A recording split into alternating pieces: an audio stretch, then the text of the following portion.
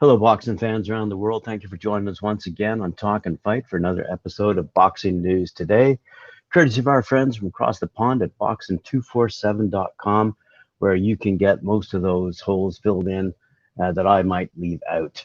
They put up a great number of pictures and complete stories where I mainly go through the headlines and summarize a lot of the stories that have been reported by them.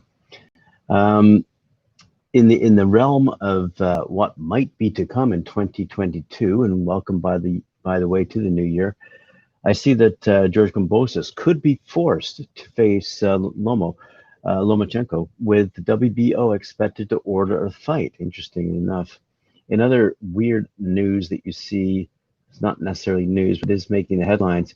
I see that Dillian White wants $10 million for his fight with Fury. And it's not happening, says Bob Arum. So those are some of the things that we're covering right now. But let's get on to the news of the day. I see there was a fight on New Year's Eve over in Japan.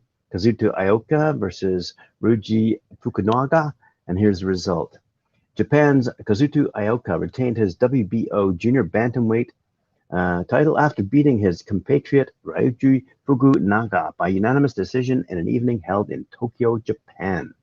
Ioka did the right thing to win. He dedicated himself to scoring with more precise shots and did not risk at any time. He avoided exchanges before the great punch of Fukunaga, who had won his 15 victories, 14 by knockout.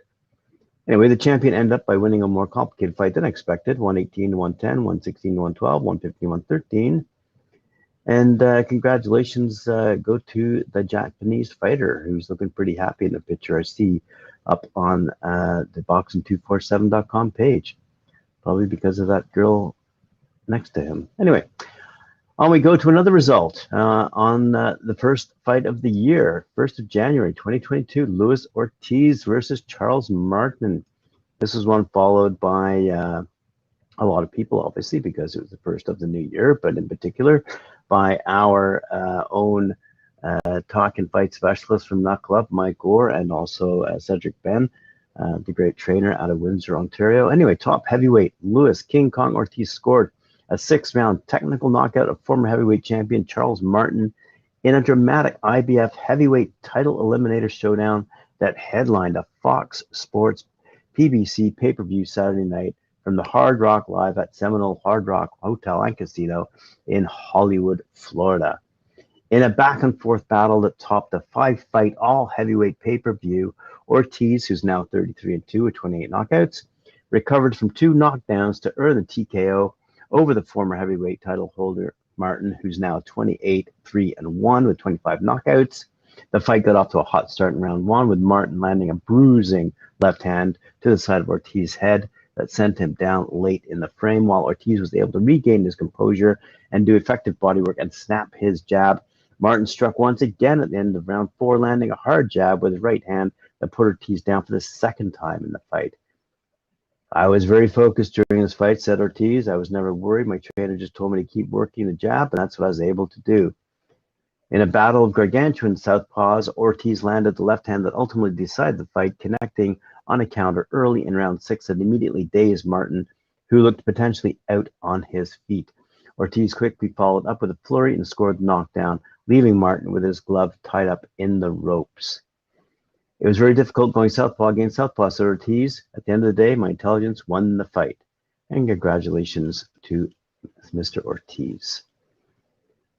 Elsewhere, we see that boxing has been suspended in the United Kingdom. So that match we were looking forward to, Chris Eubank Jr. versus Williams, and all other bouts, they're off. With the recent Omicron COVID variant running wild around the world, and especially in the UK, boxing has been suspended for the month of January, with February under review. The bold move was based on freeing up NHS staff to deal with the current struggle with Omicron.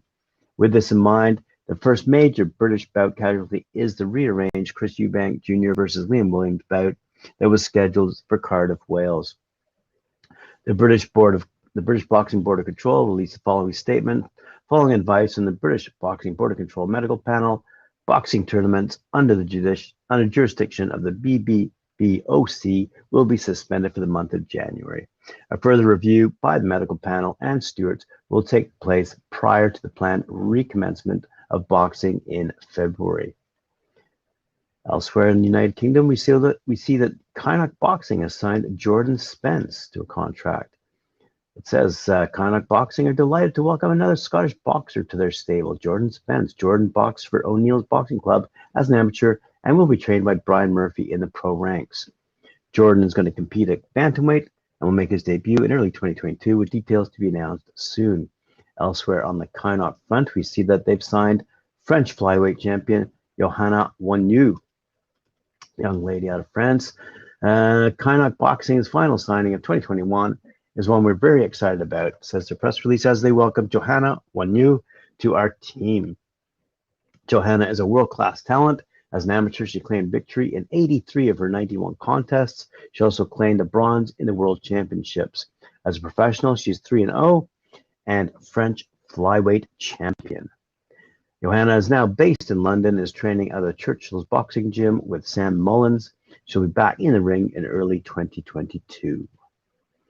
Elsewhere, we see that Alicia Baumgartner has signed with Eddie Hearn's Matchroom Group. Alicia Baumgartner signed a multi-fight promotional deal with Eddie Hearn and Matchroom. Baumgartner, who's 11-1 with 7 knockouts, burst onto the world scene with a stunning knockout win over Terry Harper in Sheffield, England in November, ripping the WBC and IBO World Super Featherweight titles from the Doncaster star in the 4th round of her first world title fight. The 27-year-old is eyeing a massive year in 2022 and has made no secret of her targets to unify and become undisputed at 130 pounds, putting both IBF and WBO champion Michaela Mayer and WBA ruler Hyun Mi Choi on notice. And the Ohioan has made it clear to Hearn, Matchroom, and co-promoters King's Promotions what she wants, and that's all the marbles. She says, 2021 was definitely a breakthrough year for me. I had the great experience working with Matchroom to win the WBC and IBO world titles in the UK. Signing this deal with them puts me in a position to achieve my next goal of becoming undisputed 130 pounds. Being on top is to stay on top and continue being the athlete I know I am.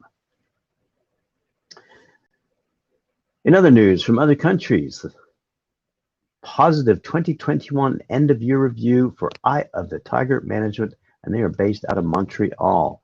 In spite of the upsets and challenges posed by the COVID pandemic, Eye of the Tiger management wishes to highlight the accomplishments of its team at the end of the year, fraught with emotion.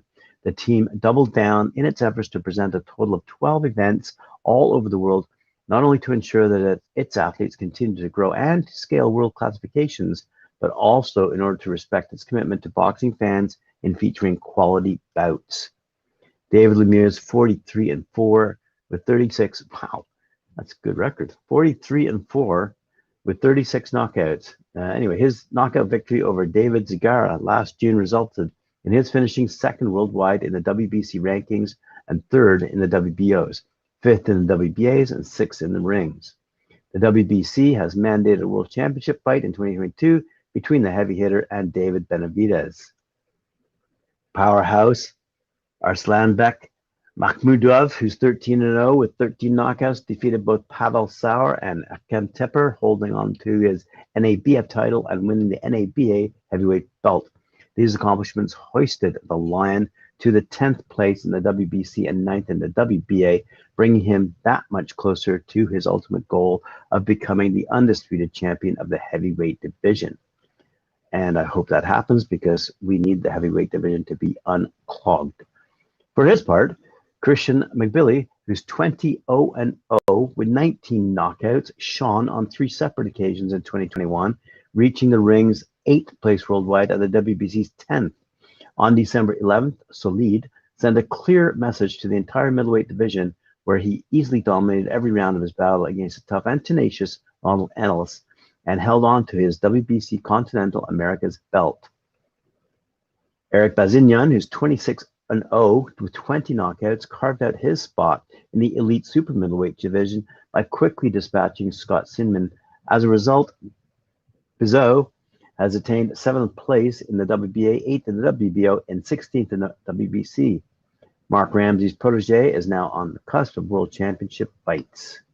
So, encapsulation here. 2021 was a good year for Ulysses Jr., who's 20-2 with 11 knockouts, who offered a flawless performance against David Thiroux, retaining his NABF light welterweight title. He's now 14th in the world division of the WBC and is moving quickly toward major fights in this division. Quote, I'm very happy with the distance we have covered over the past 10 years of this positive review. We've made history by crowning not only the first Quebecois heavyweight world champion, Romain Stéphane, but also super middleweight David Lemieux, and we have established a solid reputation on the world scene. As an organization, we have worked hard and learned a lot. The future is bright for EOTTM, Eye of the Tiger Management, in the coming years, and we intend to take the sport of boxing to a higher level. That is coming from EOTTM President Camille Estefan. The team extends heartfelt thanks to all those involved with the association, its fans, its partners, and members of the press for their support throughout the year. We wish you health and happiness in 2022 and look forward to seeing you. Woo-hoo. Elsewhere, we see the WBA has managed a 51.85% reduction of their champions so far as part of their ongoing process. Gilberto Jesus Mendoza, president of the WBA, in an interview with ESPN in early 2021, promoted to begin the title reduction process and has delivered.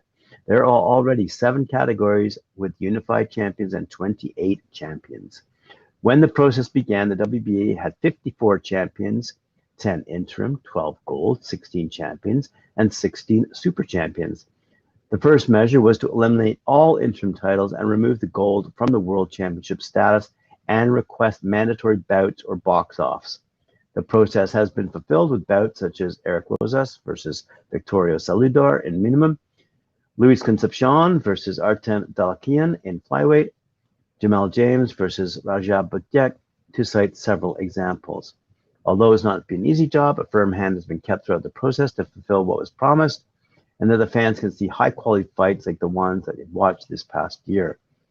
As a result, they've managed to reduce the number of champions by 51.85% and to have 41% of the categories with only one champion. There's still a long way to go, but President Mendoza has affirmed that he will keep his commitment to fulfill what he has promised. Elsewhere, congratulations are in order for Claressa Shields, who was included in the Guinness World Records of 2022. Salita Promotions wishes to congratulate their female superstar, Claressa Shields, for inclusion in the 2022 installment of the Guinness World Records for becoming the first boxer in the 4-belt era to hold all titles across 2 weight divisions simultaneously. On March 5th, 2021, Shields, who's 11-0 with 2 knockouts, scored a unanimous decision over Canada's Marie-Eve Decaire to add to the IBF and WBA Super Welterweight Championships to the WBC and WBO belts she already held. The greatest woman of all time was previously crowned the undisputed women's middleweight champion with a unanimous decision victory over Germany's Christina Hammer in April 2019. No man or woman in boxing history has achieved that incredible feat, and for that reason, she has gone on to the Guinness Book of Records.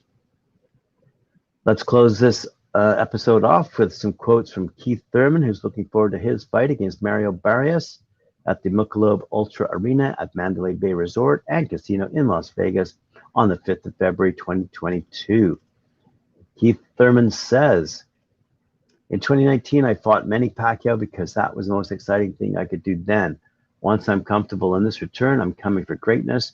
We know we've fallen from the ladder and we're looking up. That's okay, because we're going to take it one step at a time and get back to where we were in the top spot of the welterweight division.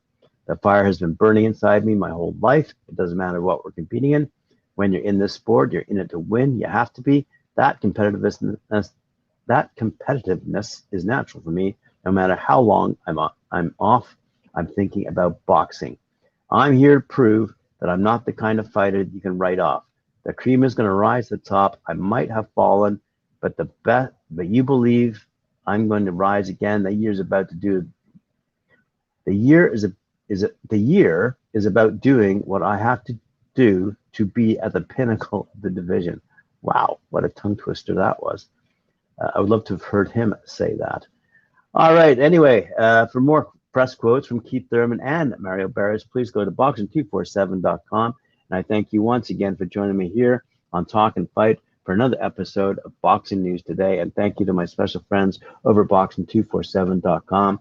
Remember to like, share, subscribe, and hit that notification bell. And we'll see you back again tomorrow.